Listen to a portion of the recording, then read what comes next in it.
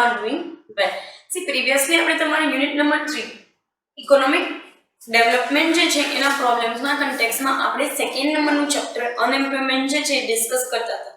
Previous સેશન્સની અંદર જે છે આપણે 11th પ્લાન જે છે એના વિશે ડિસ્કસ કરેલું as well as rural employment guarantee scheme વિશે ડિસ્કસ કરતા હતા. બરાબર, આ બધી વસ્તુ જે છે એ પર્ટિક્યુલરલી અમુક મેનરની અંદર તમને આપેલી છે, જેમાં 11th પ્લાનની અંદર આપણે જોયું કે ભાઈ કઈ કઈ વસ્તુ ઇનહેરિટેડ વેની અંદર હતી. બરાબર, અને એ ઇનહેરિટેડ વેની અંદર વસ્તુ જે છે એ આપણે ડિસ્કસ કરેલી. ભાઈ 814 લાખ જેટલા લોકો જે છે એ બેરોજગારો હતા.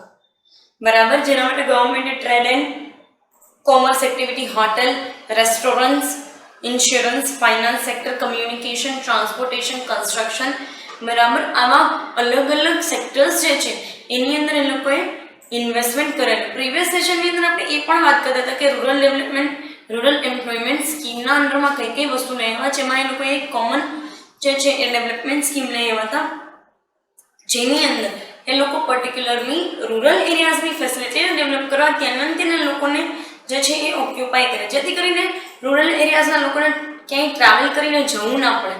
યસ ઓર નો? અને એના બેઝિસ ઉપર તમે જે છે એ લોકોને પર્ટિક્યુલરલી માની લો કે એને ઓક્યુપાય કરીને એમ્પ્લોયમેન્ટ પ્રોવાઈડ કરી શકો. Yes or no? Other then that એ લોકો જાય નહીં. Yes or no? ફાઇન. સો હવે આપણે સ્ટડી કરીએ છીએ બજેટેડ ડેટા. તમને છે ને 2013-14 થી લઈ અને 18-19 જે છે ત્યાં સુધીના બજેટનો ડેટા આપેલો છે. Fine. Let us focus on two that part. શું એ બજેટેડ ડેટા કહેવા માંગે છે? બરાબર, સી તમને એવું લાગતું હશે કે મેડમ આ વસ્તુ અમે વાંચીને પણ ભણી શકીએ છીએ. Yes, you can. બરાબર, આ વસ્તુ તમે કદાચ વાંચીને પણ સ્ટડી કરી શકશો, બટ અમુક વસ્તુ જે છે એ તમારે જોવી પડશે, અને એના માટે મારે તમને પોઈન્ટ ઓફ વ્યૂ આપવો છે, એટલા માટે હું તમને આ બધી વસ્તુ સ્ટડી કરું છું. બરાબર, બાકી મને બી આઈડિયા છે કે તમે લોકો આ બજેટેડ ડેટાને રીડ કરીને પણ જોઈ શકો છો. Let us focus on two budget number first, 2013-14 budget. બરાબર, એ બજેટની અંદર કઈ કઈ વસ્તુ સ્પેસિફાઈ કરેલી હતી તો કે 3300 કરોડ રૂપિયા જે છે એ અલોકેટ કરવામાં આવ્યા છે Mahatma Gandhi national rural employment સ્કીમને. બરાબર, Mahatma Gandhi national rural employment scheme જે છે એની અંદર 3300 કરોડ રૂપિયા જે છે એ ઇન્વેસ્ટ કરવામાં આવેલા છે. ઇન ધેટ કેસ તમે જો જોવા જાવ તો અત્યાર સુધીમાં તો આપણે 2020ની સાલમાં આવી ગયા. જો 3300 કરોડ રૂપિયા જે છે એ આ વસ્તુની અંદર નાખેલા હોય તો પછી રૂરલ એરિયાઝની અંદર એમ્પ્લોયમેન્ટ જનરેટ થઈ જવું જોઈએ ઇફેક્ટિવ વેઝની અંદર. Yes or no? ફાઇન. સો એના માટે ફરી પાછું તમને આગળ કહેતી જઈશ કે શું સિચ્યુએશન આવે છે આપણી કન્ટ્રીની અંદર. આ બધી વસ્તુ જે છે એના માટે ઇમ્પોર્ટન્સ ક્રિએટ કરવાનું. નેક્સ્ટ તમને કહે છે કે 1000 crore have been allocated to raise fearless fund for women. બરાબર, વિમેન જે છે એ ફિયરલેસ ફંડ ફોર વિમેન એટલે કે વિમેનને ફિયરલેસ બનાવવા માટે નથી, બટ શેના માટે છે તો કે જે વિમેન જે છે એ એન્ટરપ્રિન્યોરશિપની અંદર ઇન્વોલ્વ થવા માંગે છે એના માટે આ 1000 કરોડ રૂપિયા જે છે એ અલોકેટ કરવામાં આવેલા હતા. નેક્સ્ટ તમને કહે છે કે 1000 crores have been allocated to create employment for youth. બરાબર, 1000 કરોડ રૂપિયા યુથના એમ્પ્લોયમેન્ટ ઓપોર્ચ્યુનિટીઝ માટે જે છે એ અલોકેટ કરવામાં આવેલા હતા. Skill trainer is decided to be imparted to 90 lakh people. બરાબર, 90 લાખ લોકો જે છે એને સ્કિલ્ડ ટ્રેનરના અંડરમાં ટ્રેનિંગ આપવામાં આવે એવી આ લોકોની ઈચ્છા હતી. બરાબર, ગવર્મેન્ટને. નેક્સ્ટ તમને કહે છે 2150 crores have been allocated for Prime Minister's road plans. 2150 crore રૂપિયા જે છે એ રોડ પ્લાનની અંદર ઇન્વેસ્ટ કરવામાં આવે. હવે let me tell you one thing. 1000 crore રૂપિયા જે છે એ વિમેનના એન્ટરપ્રિન્યોરશિપ અને યુથ માટે જે છે નાખેલા હતા. 90 લાખ લોકો માટે સ્કિલ ટ્રેનર્સ જે છે એની વ્યવસ્થા કઈ હતી. 3300 કરોડ રૂપિયા જે છે એ રૂરલ એમ્પ્લોયમેન્ટ સ્કીમની અંદર નાખેલા છે અને 2150 કરોડ રૂપિયા રોડ પ્લાન જે છે એની અંદર મૂકવામાં આવેલા છે. હવે તમને એવો એક ક્વેશ્ચન થાય કે મેડમ આટલા પૈસા નાખવાથી પણ હજુ પણ એ લેવલનું ડેવલપમેન્ટ નથી આવ્યું. નથી જ આવ્યું, અને it will never be. Budgeted data જે છે એને તમે રિયલ વેની અંદર લઈ જાઓ ને ત્યારે તમને આઈડિયા આવે કે કેટલું તમારા બજેટમાંથી તમને ઇફેક્ટિવનેસ જનરેટ થઈ શકે એમ છે. યસ ઓર નો? કારણ કે એક વસ્તુ એ પણ છે, હું તમને એક વસ્તુ એ કહી દઉં કે ભાઈ આટલા પૈસા ભલે તમે નાખ્યા હોય, પણ તમે એક પોઈન્ટ ઓફ વ્યૂ જોવા જાઓ તો આપણા કન્ટ્રીની અંદર ભ્રષ્ટાચાર જ એટલો છે કે આ રોડ પ્લાનની અંદરથી કેટલા રોડ સક્સેસફુલી બન્યા હોય તમને મને બેમાંથી એક નથી ખબર. બરાબર? જે તમે રોડ ઉપરના મોટા મોટા ખાડા જુઓ છો, તો આટલા કરોડો રૂપિયા અલોકેટ કરવામાં આવતો હોય તો કેમ સારું મટીરિયલ યુઝ નથી કરવામાં આવતું? અને એક જ વરસાદની અંદર બધા રસ્તા ધોવાઈ જાય છે, કે રસ્તાની અંદર મોટા મોટા ધુવા પડી જાય છે, કે ખાડા પડી જાય છે. કેમ એવું? કારણ કે એ વસ્તુની અંદર ભ્રષ્ટાચાર જ એટલો છે કે આપણે આનું હેન્ડલિંગ જ નથી કરી શકતા. We can't handle this things. આટલા કરોડો હજારો કરોડો રૂપિયા નાખવા છતાંય આ હજારો કરોડ જ છે ને, 2150 કરોડ એટલે કે અપ્રોક્સિમેટલી 2150 કરોડ, 3300 કરોડ, આટલા કરોડો રૂપિયા નાખવા છતાંય આપણે લોકો જે છે એ કાંઈ ઇફેક્ટિવનેસ જનરેટ નથી કરી શકતા. તો reason behind this is that કે ભાઈ ખાલી અનએમ્પ્લોયમેન્ટનો વાંક નથી, વાંક જે છે એ આવા બધા ભ્રષ્ટાચારની એવા બધા દૂષણોનું છે. યસરનું કરપ્શન જ એ લેવલનું છે. મેં તમને પ્રીવિયસલી બી કીધું, તમને ફરી પાછું કહું છું ને, આગળ બી કહેતી રહીશ કે ભાઈ જે વ્યક્તિ પોતે 18 લાખ રૂપિયાનું ડોનેશન દઈ શકે એમ છે, એને શું કામ ગવર્મેન્ટ જોબની જરૂરિયાત છે? એને શું કામ સરકારી જમાઈ થવાની જરૂરિયાત છે? યસ ઓર નો? બરાબર? એને શું જરૂરિયાત છે કે એ સરકારી નોકરી એવી રીતે ડોનેશન આપીને લઈ લે? બેટર છે ને કે કોઈ ડિઝર્વિંગ કેન્ડિડેટને આવવા દો if you are not able to particularly get in to that exam, and if you are not good at scoring certain marks, તો પછી તમારે શું કામ કોઈ ડિઝર્વિંગ પર્સનના ચાન્સીસ લઈ લેવાની જરૂર છે? તમારા બાપા પાસે 18-20 લાખ ડોનેશનના દેવાના પૈસા હોય તો ધંધો ઊભો કરી લ્યો ને ભાઈ, અને ધંધો હાલતો હોય બાપાનો અહીં ચલાવો ને, શું ખોટું છે એનું? એને આગળ વધારો. Yes or no? Fine. Next budget જોઈએ શું કહેવા માંગે છે. સી, આની અંદર હજુ બી આગળ તમને પ્રોવિઝન્સ આપેલી છે કે ભાઈ 80,115 કરોડ જે છે એ આપેલા છે, કે જેમાંથી જે પર્ટિક્યુલરલી 46% રૂરલ ડેવલપમેન્ટના કન્ટેક્સ્ટમાં જેમાંથી દેવાના છે, અને આગળ કીધું છે કે 15,184 કરોડ રૂપિયા જે છે એ ઇન્દિરા આવાસ પ્લાનને દીધેલા છે. હવે તમને એવું થશે કે madam rural development, rural road અને ઇન્દિરા આવાસ યોજના જે છે એના માટે આટલા બધા પૈસા શું કામ નાખે છે? તો કે લોકોને રહેઠાણ, ઇફેક્ટિવ ટ્રાન્સપોર્ટેશન ફેસિલિટી અને જે કાંઈ પણ છે એ રૂરલ એરિયાઝના ડેવલપમેન્ટ માટે આ વસ્તુઓ કરવામાં આવેલી છે. ફાઇન. સો એ મેનરની અંદર કીધું છે. ને એક વસ્તુ તમને જાણીને બહુ આશ્ચર્ય થશે કે આપણા બજેટના મોસ્ટ ઓફ ધી પૈસા એટલે કે આ 80,115 કરોડ રૂપિયા જે છે એ પર્ટિક્યુલરલી મેજર પાર્ટ જે છે એ આપણા બજેટનો છે. હકીકતમાં બજેટ બીજી ઘણી બધી વસ્તુને અલોકેટ કરેલું હોય ને, ખાલી આપણે ડેવલપમેન્ટ પ્લાનને તો ન જ હોય ને, બીજી ઘણી બધી વસ્તુઓ જે છે એને અલોકેટ કરેલું છે. જેમ કે આપણી અંતરિક્ષની અંદર પહોંચવા માટે, કે પછી એવિએશન ફેસિલિટીઝ જે છે, આર્મ્સ એન્ડ એમ્યુનિશન્સના ઇમ્પ્રોવાઇઝેશન માટે, કે પછી એટોમિક એનર્જી બનાવવા માટે, એના માટે પૈસા તો નાખવા પડતા હોય ને. ફાઇન. સો આ મેજોરિટી ભાગ તો આ નાના નાના ડેવલપમેન્ટ લઈ જાય છે. બરાબર? નેક્સ્ટ પાર્ટની અંદર જોઈએ શું કે છે. સી, 2014-15ના બજેટની અંદર તમને એવું કહે છે કે the active employment changes throughout the country will be transformed into a career center and for the same 100 crores have been allocated. આપણે જે છે ઘણી બધી જગ્યાએ જે છે એ કરિયર સેન્ટર્સ બનાવ્યા છે, that you all know. કેવા કરિયર સેન્ટર્સ તમને ક્યાં જોવા મળે?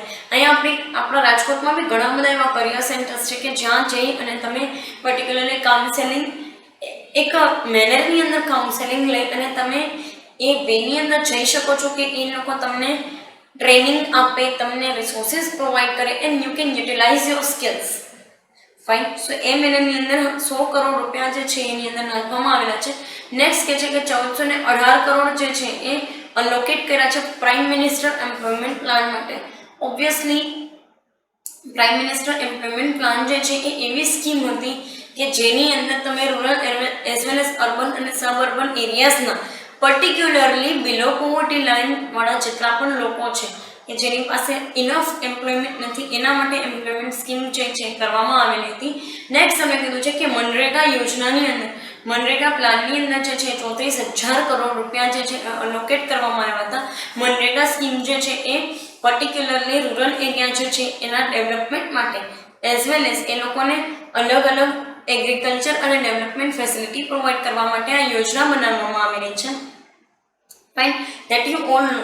Even you can also go for the MNREGA facilities. અમે તો એની અંદર જે છે અર્બન પીપલને પણ ઇન્વોલ્વ કરેલા છે. ફાઇન, સો તમે પણ મનરેગા જે છે એની અંદર જઈ શકો છો અને મનરેગા યોજના જે છે એમાં પર્ટિક્યુલરલી જે કંઈ પણ લિસ્ટ આઉટ કરવાનું એ વસ્તુની કાર્ડ ને એ બધું આવતું હોય તમે કઢાવી શકો છો. Fine, if you belong to that kind of things or category. Right? Next તમને કહે છે કે under the Skill India scheme 10,000 crore have been allocated for self-employment based small industries for urban and rural youth.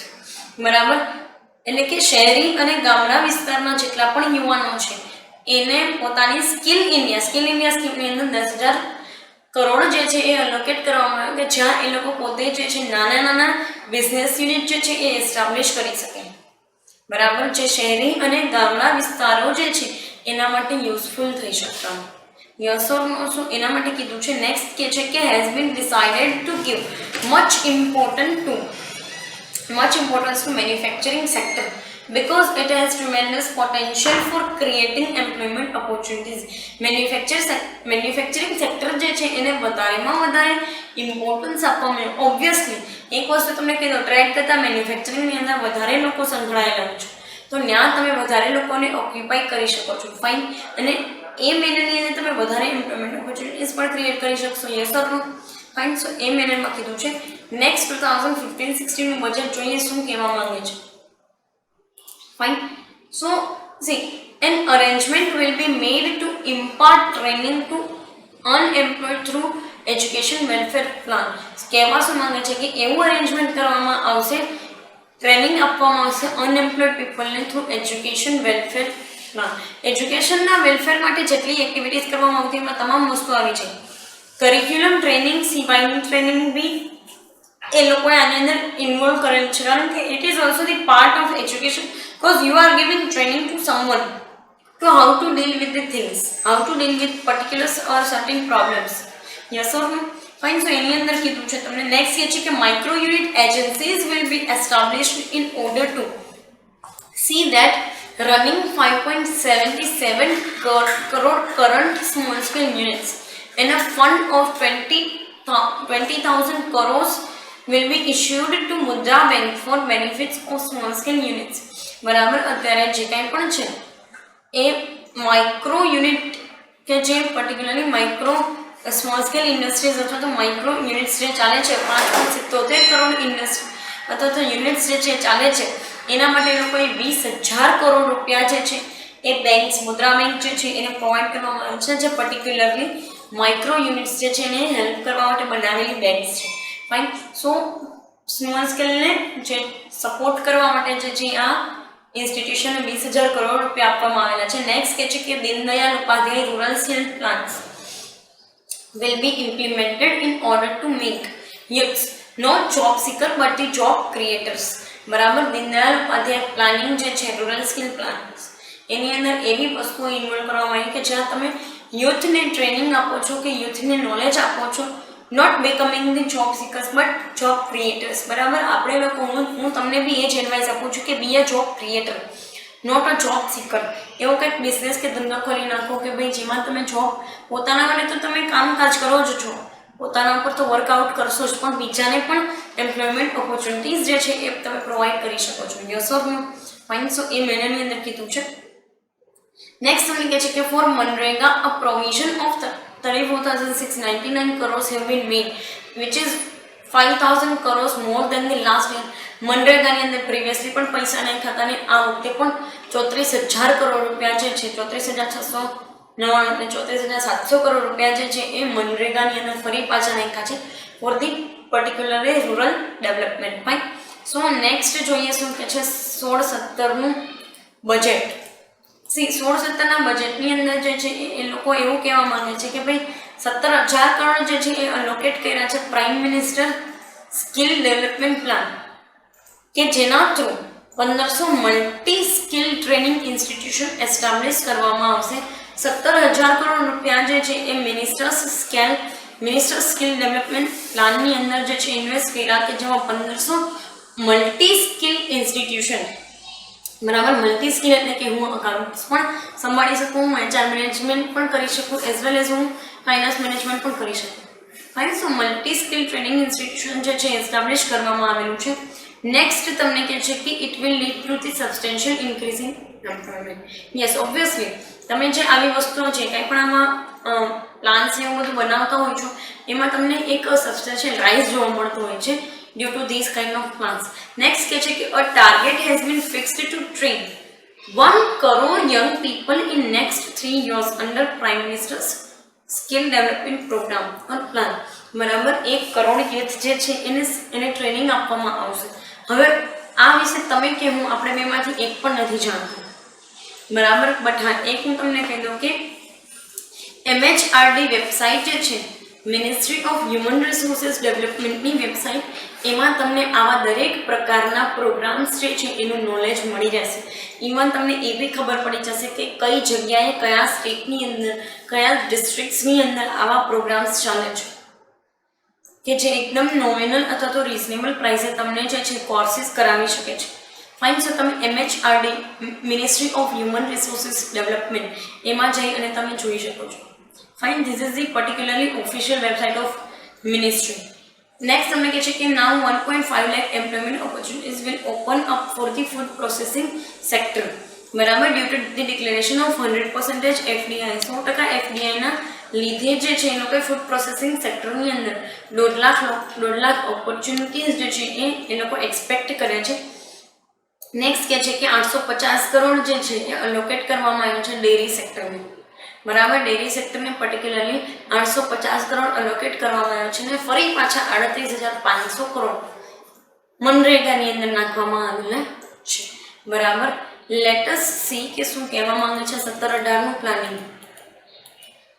C, એક વસ્તુ જાણીને તમને થોડુંક એવું લાગશે કે મેડમ આટલા બધા પૈસા આવી બધી મોટી મોટી યોજનાઓની અંદર નાખે છે, steel we can't C development in our country.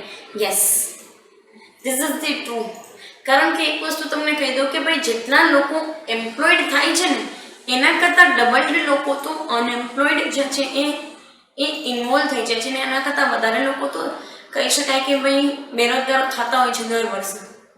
તમને એક વસ્તુ કહી દઉં કે આની અંદર એ વસ્તુનું ક્યાંય ડિસ્કશન નથી કરેલું, પણ હું તમને ખાલી એક પોઈન્ટ ઓફ વ્યૂ આપું છું કે ભાઈ દરેક વર્ષે જેટલા પર્ટિક્યુલર મેનરની અંદર આપણી પાસે ઇનહેરિટેડ અનએમ્પ્લોયડ હોય છે ને એના કરતાં અને એના જેટલા જ જે છે એટલા લોકો તો વર્ષે જે છે એ અનએમ્પ્લોયડ થઈ જતા. એટલે કે આજે હું નોકરી મૂકી દઉં છું પછી મને 6-7 મહિના સુધી નોકરી જ નથી મળતી. બરાબર. તો આ શું થઈ ગયું તો કે અનએમ્પ્લોયમેન્ટ. સો દર વખતે જે છે એ ઇનહેરિટેડ સિવાયના પણ લોકો જે છે એ કન્ટ્રીની અંદર અનએમ્પ્લોયડ તરીકે ઇન્વોલ્વ થતા હોય છે. Yes or no?